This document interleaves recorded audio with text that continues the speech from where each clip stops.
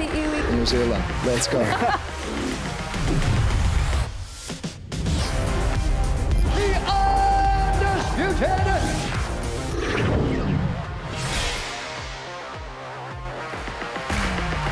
Coming up, the City Kickboxing crew go public, signing autographs and spreading an important message. UFC Perth's latest Anzac recruits Cam Rowston and Justin Tafa join the show. We've got like a point to prove, and what better place to do it than in our home ground. But first, we're in Christchurch for some grassroots MMA at SFL 3. Get ready for UFC on Sky.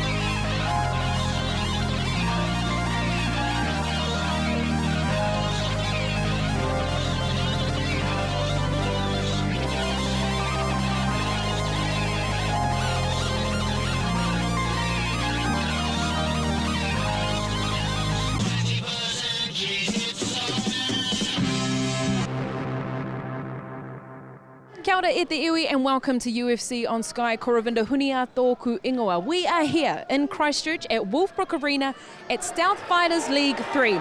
Now, a fighter who is very familiar with the SFL stage is UFC's newest middleweight recruit, Cam Rowston, and I had the pleasure of catching up with him after all the success at Dana White Contender Series and the call-up to appear in Perth. Cam, congratulations. Amazing work. Thank you. It feels really good. Feels very satisfying. Now, as I mentioned off camera, I do apologise. I am sitting in a rental car right now, fresh off a plane myself, down here in Christchurch for SFL 3 to support, our grassroots fighters who are going to war. Of course, you're a product of SFL, Shuriken, King in the Ring, and all the rest as well. So I'll quickly first get your thoughts on that, on this journey that you've been on to a UFC contract. I cut my teeth, did all my grinding on the local shows here in New Zealand and back in Sydney. But it's having those shows like King in the Ring, SFL, and Shuriken. It couldn't be done without them. It's without them, there's no professional fighters going to the UFC. You were one to come from Australia to, come in and embrace these New Zealand MMA kickboxing cards, to be a student at City Kickboxing, and now, everything that you've worked for has come full circle. So talk to us about the moment, bro, the moment you got that finish.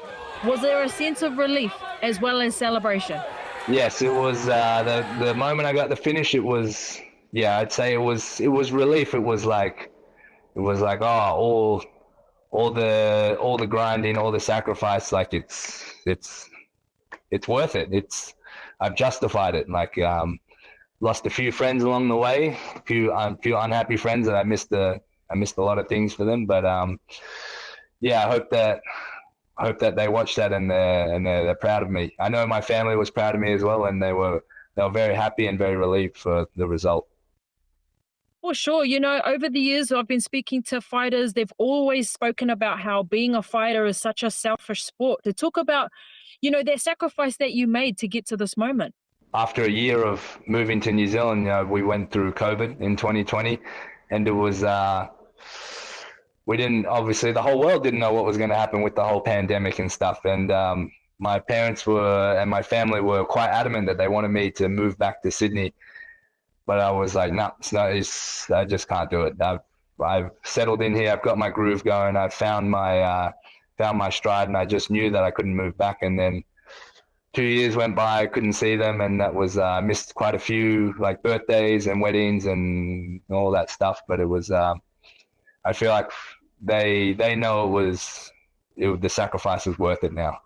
Because I feel like it's not just the fighting stride that you took. I mean, you do a lot of work in the coaching space. I think a bit of mentoring that you're doing.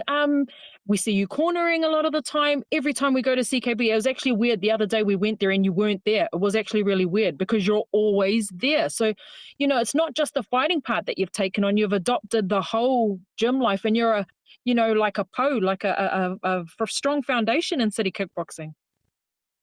Yeah, I'm what they would call a mat rat. I just I can't stay out of the gym. A few of the boys, I know they got fights coming up, and it's I decided I'd take 1 week to deload in the States and kind of mentally reset, and then now I'm back in it, and it feels really good to be back. Actually, it feels really good to be back on the mats, kind of doing my daily, like just being there morning, afternoon, nighttime, and just always progressing, moving forwards. For sure. And it even looks like your cats are happy to see you too, crawling all over you while you're sitting down inside. That's so cute. Yeah, they definitely missed me. But once I fed them, that was it. They're like, all right, sweet. Yeah, I don't know you anymore. Well, here we go. I think we're about to have a little battle. Oh yes, excellent. Here we go. Oh yes, a little bit of a stare down happening. Look, bro, talk to us. I know, we've spoken about the fight, the feeling that you had to get that win, but you marched straight over to Dana White and demand a spot on Perth, not knowing if it was possible or not, because that card has filled up and continues to be overflowing. Was that always part of your plan to say, when I win this fight, I want to be on Perth? Yeah, well, 100%. Like, if I got the finish, because you finish, you get like a good 30 seconds, you own that octagon after that finish, and that was me. I said to myself in my head before the fight, right, if I get a finish, I'm walking over there. I'm calling for a shot in Perth. I know Dana loves quick turnarounds. He loves guys who are fighting constantly. And I'm like, even if he says no, like he knows that I'm the guy to call up if he wants quick notice fights. So what's the go now, bro? What's the status quo? You're on the card. You have an opponent. What's happening now? I do. I have an opponent. I have a game plan. I've been over it with the coaches, Mike, Andre, Eugene, Brogan. They've given me the debrief on what they think should happen, they think the fight's gonna happen, and I've done a few sessions now, and like the ball is rolling. I'm still fit. It's just game plan, train, more game plan, and I'm really excited for this one. It's going to be a great fight. Look, you've been to a UFC before. You've been helping your mates for a UFC before. How does it feel to be preparing for your UFC moment? It feels good. Like, I don't want to say it feels unreal or anything, but I've been here a few times in my head, and it feels like home, I guess. Like something that I've always been thinking about, and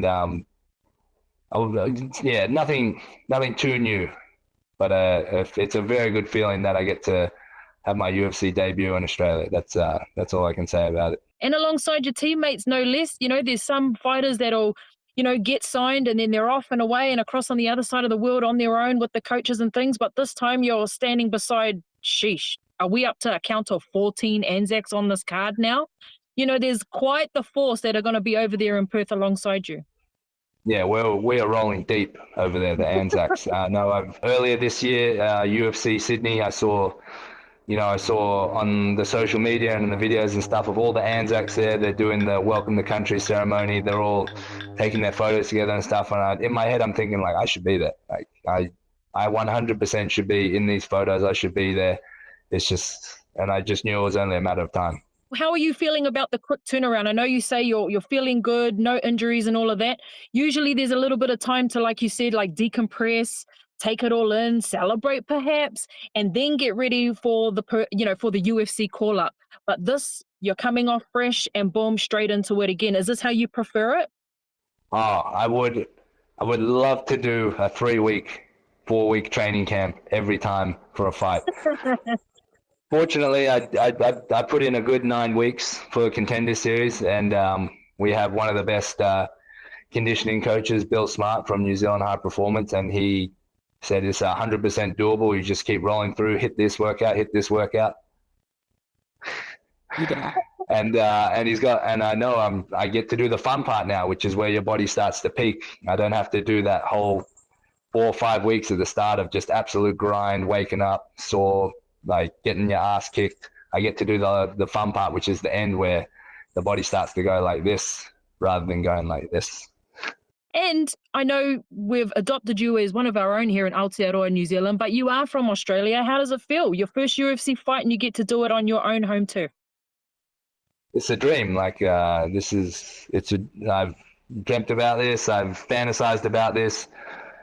Fighting in Australia for the UFC, like it's I wasn't too sure if it was going to happen maybe a year or 2 ago or 3 years ago. I wasn't sure if this dream was just going to be a dream, but here we are, and couldn't be happier.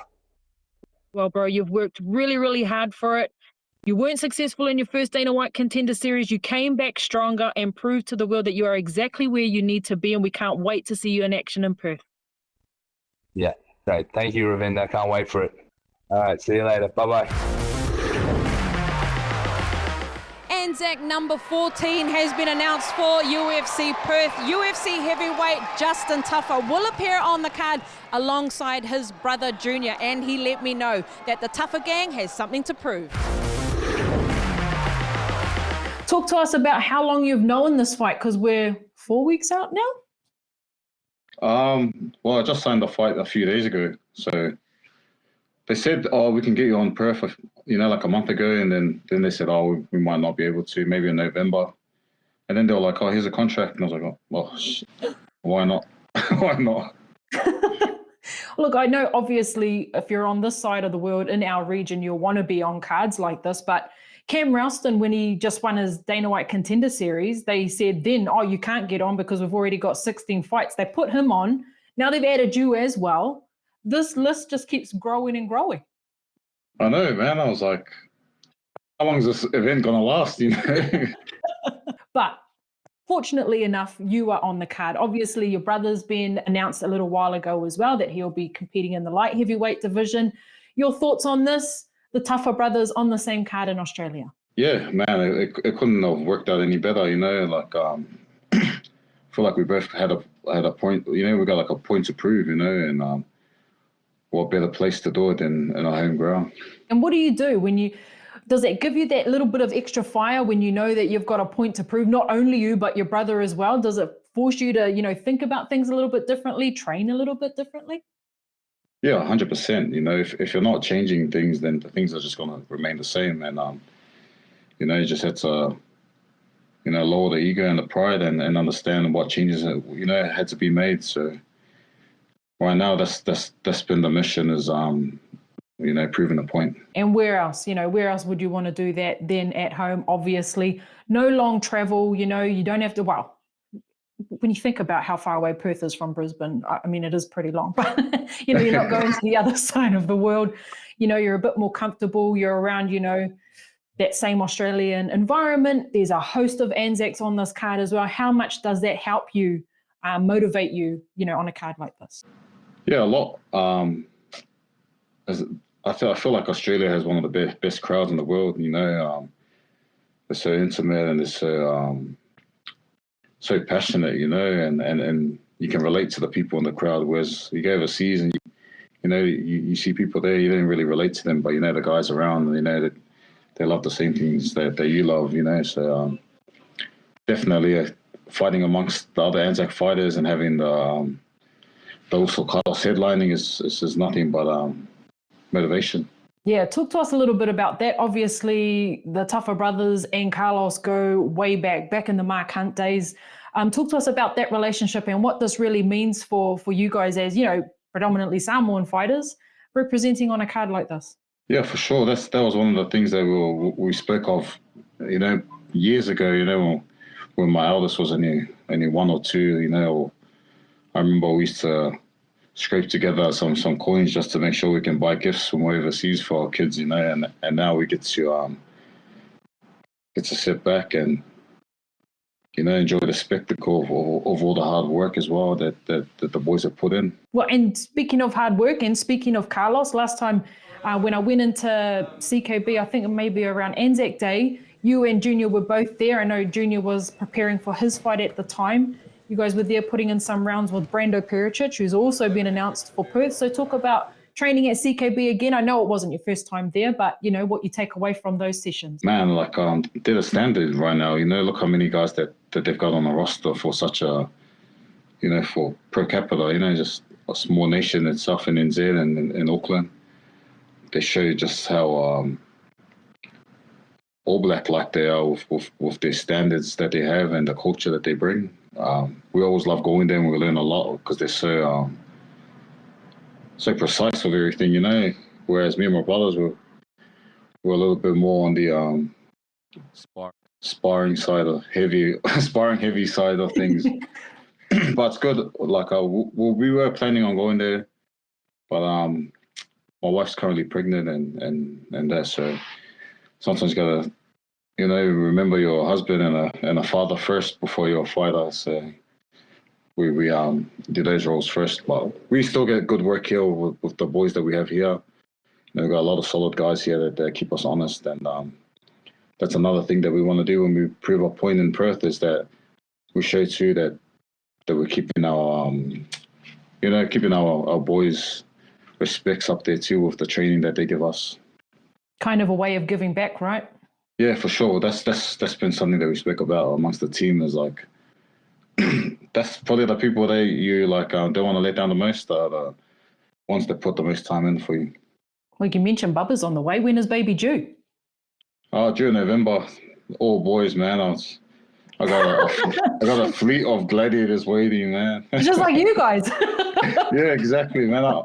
I'm one of 4 brothers, and now I got 3 boys. I just need one more, and it's too much meat to cook now. So next generation is the next Tafa gang coming through. Yeah, definitely. But, when things like this are happening in your personal life as well, does it help you, put things in perspective? I know you have 2 beautiful babies already and your partner, but, with a new baby coming along and you're in fight camp, does that add to the motivation? Yeah, definitely. You wake up and you're sore and it's dark outside and you look at your kids and you just want them to have the best life that they can. So that just gives you that little extra kick, eh? That's the one. That's the meaning of it all. That's why we do this, to give them better than what we had and, not have such they're grateful for it. Absolutely. We choose to be here. We choose to be here. Look, talk to us a little bit about the opponent, bro. He hasn't fought in the UFC yet. Big heavyweight from over in the UK. I think he hails from Scotland but lives in London. How much do you know about him? There is a bit of tape of him floating around. Yeah, no, to be honest, I just let my older brother, look on the videos. I just know he's debuting and he likes to punch on. But I feel like any heavyweight's got enough power to give you enough respect, to respect their striking, But I don't know. I feel like he wants to put on the show with his striking, and I feel like that's what they were missing, was like a guaranteed banger. You know what I mean? And this is that fight. Even though he's debuting, people are well aware of his style, and obviously they're well aware of my style. So I think that's why I got the late call up there. They seen too many grapplers on the card or something.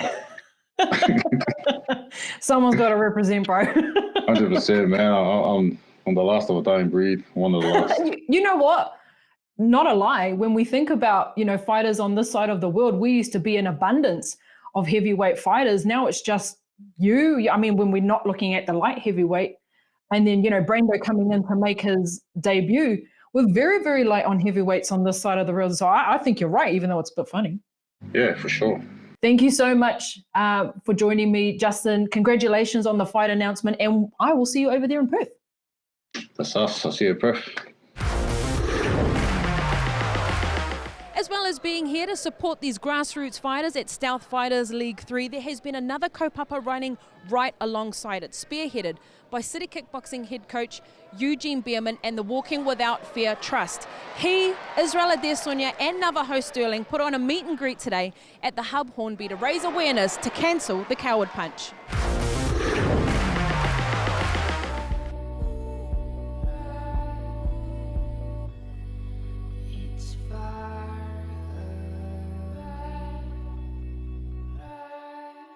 There's a bit of a fun meeting the fans and stuff, but there's also a bit of a serious side to this. We've got a very important message, and we're trying to do something really big in New Zealand, trying to cancel the coward punch and bring awareness to the coward punch, trying to come down on this social violence that is becoming a thing in our society. I couldn't fathom being able to take like a shot from behind. Like when I think about that, that is an intent to really hurt someone. Most recently, we had the Ngāneko family that went through a bit of a tragedy themselves, and what we're trying to do is prevent this sort of thing happening to our other families. There's an important message here that we're trying to send as well.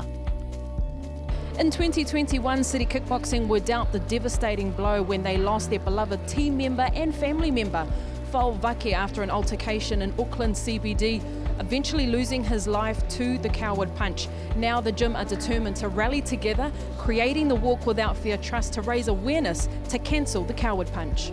I think the important thing here with what we're doing is, in order to get our message out, we need to both spread the word, spread the education, and let people know what we're doing, and spread the information about how we need to cancel the coward punch. What are the consequences? Keep the pressure on the government. They need to make legislative and judicial change, and they need to understand why they're making change. We can't do that without funding. We want to roll this out nationally, and that's a massive thing for us, to take what we've been doing in selected schools in our particular region and roll it out. One of the things, by going around the country and talking to different people and looking back over the past 10, 15, 20 years at deaths from the coward punch, every media story is the same.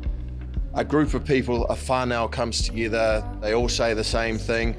6 months later, something else happens. 6 months later, something else happens. The whole purpose of this campaign is so that we can start to tie all the different ropes of different whānau, different family together, make it into one strong rope, so that we can roll this out and we can eliminate the coward punch from our country. We come from fighting background, and in a fighting background you have to be very, very selfish. We spend most of our careers kind of internalizing ourselves and doing stuff for ourselves, but this is very good for our soul. This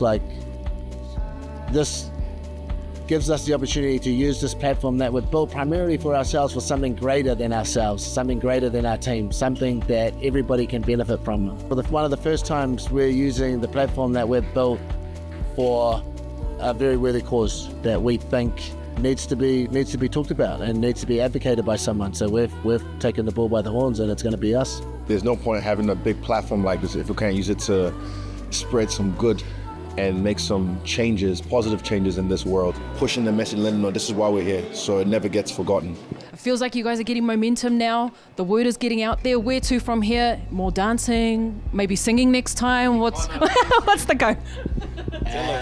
Look, Yeah, tell him. we have a massive content plan, and we all, not just me, but we all went way out of our comfort zones to make that content. So yeah, keep supporting the Walk Without Fear Trust, the Diamond Charitable Trust, and you'll see some excellent content coming out. Yeah.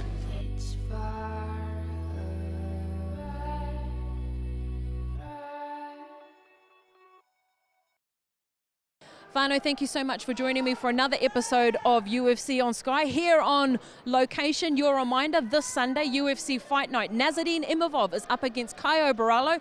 The winner, who knows, could be facing Khamzat Chimaev for the middleweight title in the near future. And of course, as we have mentioned all through this show, UFC Perth goes down September 28th.